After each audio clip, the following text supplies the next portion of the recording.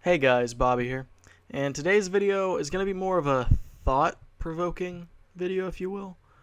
I don't have anything written down for what I'm going to say specifically in this video, but I just have the topic that, do I think that Exo-Movement has a future in Call of Duty?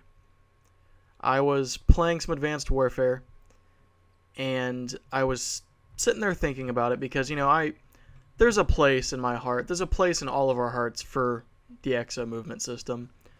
Now, I'm not saying that I'm going to miss it in Call of Duty World War II and, any future Call of Duties that don't have it, because I'm not. Because I've had the Call of Duty boots on the ground system way longer than the advanced Exo-Movement system that Advanced Warfare brought in, Black Ops 3 and Infinite Warfare, either improved upon or stayed the same, if you will. So I'm thinking about it like this, because there's definitely advantages to both sides, because it takes skill to be able to maneuver the map with the Exo-Movement system properly. Now, the boots on the ground system, what it does is it puts the entirety of it's entirely on skill and weapon ability, your ability to use the weapon that you have. There's no other alternative factors besides your loadout and your personal player skill. Now, when you throw an Exo-Movement system in there, what happens is that throws in another wrench that you have to work out. Because if you're not good at using the Exo-Movement system, but you got good gun skills, someone who's less good at the gun skills aspect of it, but is better at the Exo-Movement system, can totally win a gunfight against you. Because they can maneuver around the map, they can maneuver around you, boost left or right, up or down, and get out of your way so you can't shoot them. Or they'll go up higher and you don't see them anymore. That kind of deal. And I say it does take skill to be able to use the Exo-Movement system properly, just as much as it takes skill to use your gun skills properly. And of course, a lot of people are going to say that, the Exo-Movement system makes it noob friendly, it makes it less competitive, less skill-based. And, there's definitely an argument for that. And the way I look at it is this.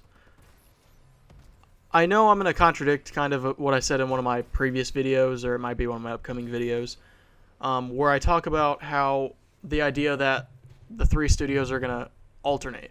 Maybe there's a past, a present, and a future Call of Duty game each year. That way, fans of each genre, or type of game gets a game every year, 3 years or so, to be able to play that suits what they like. And of course, the modern and the past are going to be boots on the ground, whereas the future would probably have the Exo-Movement system. I'm not opposed to that, and after thinking about it, I wouldn't be against that, just because I do think Exo-Movement has a place in Call of Duty. I just don't think Call of Duty World War II needs it. I don't think the next Call of Duty needs it. Maybe even the one after that. But what I'm going to say is, I can totally see a future where we have it come back. I totally see it coming back in a future Call of Duty game. Now, do I hope that's the next one after World War II? Probably not. Do I hope it's the one after that? I don't know. But if they wanted to do the 3 studio system, each has their own era that they play in, I'd be down for that. I think I'd be okay with that, just so, Exo-Movement can have a place. Because I gotta admit, I was having some fun being able to maneuver around other players in these last couple games of Advanced Warfare that I was playing, because I knew how to move around the map. And I haven't played these maps in like a year, but I just have it ingrained in my mind that, oh hey, if I go around this corner, go back left and right, I'm in cover now and they can't get to me. And that's just because of, I think it's 4 days I have played total, which, that's nothing really. I have like 9 days on the original Black Ops. But apparently I was like, I think I said this before, I was like 8th prestige in this game, 8th or 9th, which is kind of crazy. I didn't realize I played it that much. But yeah, I'm interested in seeing what they're going to do in the future of Exo-Movement, because I'm not opposed to it. I don't think it's a bad idea. It was a great idea at the time. It was innovative, and it made things different. It changed it up. It's just we were so used to having, 7, 8, 9 years of Call of Duty be boots on the ground that it was a shock. And we kind of, I feel like everyone was okay with it for the Advanced Warfare. Everyone was excited. It went away. We kind of were like, I don't know how I feel about this anymore. Black Ops 3 brought it in, but, wall running. And, they changed it up a bit, which was okay. That was cool. I was all right with them, keeping it just for that. But I was thinking, okay, Infinite Warfare, maybe they're going to go. I remember the early rumors for Infinite Warfare, like early. I was still a senior in high school. I was in class. We had these Chromebooks, and I had TweetDeck open, and I was reading rumors that maybe Infinite Warfare meant that it was going to be like throughout time. That, there'd be part of the campaign would be modern, past, future. And that way, we could have a multiplayer with boots on the ground with no Exo-Movement. Obviously, that ended up not being true. It was just all futuristic, which was cool. I was okay with that at the time. I thought I gave it more of a fair chance in my mind than most people probably did. I wasn't hating on it. I didn't dislike the trailer, although most of that was probably bots, to be honest.